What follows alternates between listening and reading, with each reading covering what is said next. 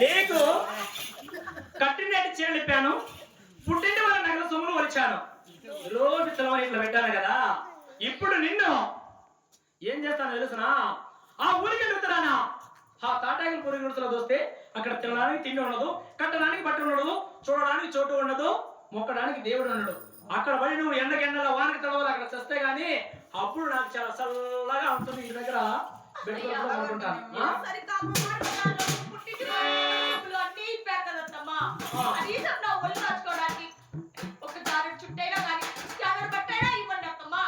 బట్టైనా నీకు ఇవ్వాలనా? ఇవ్వడానికి నేను ఇప్పిండేది వస్తే అలా కాదు.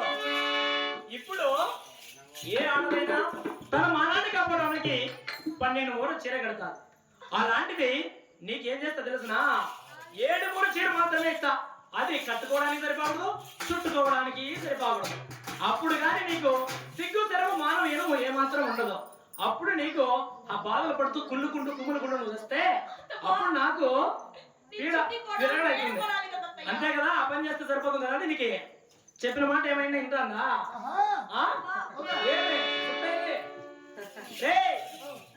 7 మూర తుప్పటి తిరిగి తీసుకురా. దీనికి మగాను కొట్టి ఆ